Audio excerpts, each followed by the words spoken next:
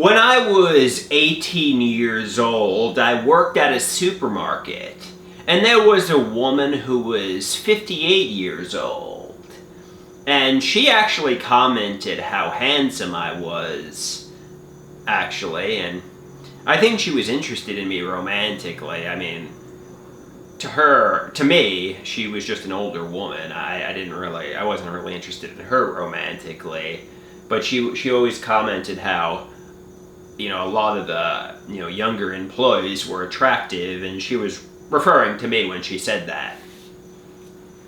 I guess she was how you'd say a cougar.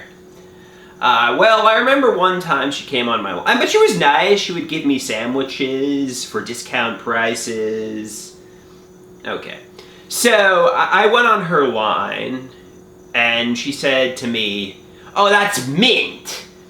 And, mint, I don't know apparently that's what cool meant in like the 1970s or 1960s or whenever mint was relevant. But I thought, mint? How peculiar. That sounds so odd. Nobody says mint in the year, I don't know, I guess 2005. Nobody says mint,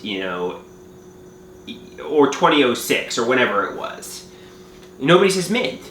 And I thought she sounded dated. I thought she sounded antiquated. It was a term nobody is anymore. Well, I'm 38 now. I guess 20 years have passed. The passage of time has made me the old man. And I'm at places where there's often 18-year-olds. And to sound suave and cool, I'm like, "Oh, that's cool." "Hey, dude, what's going on?" I use phrases like cool and dude.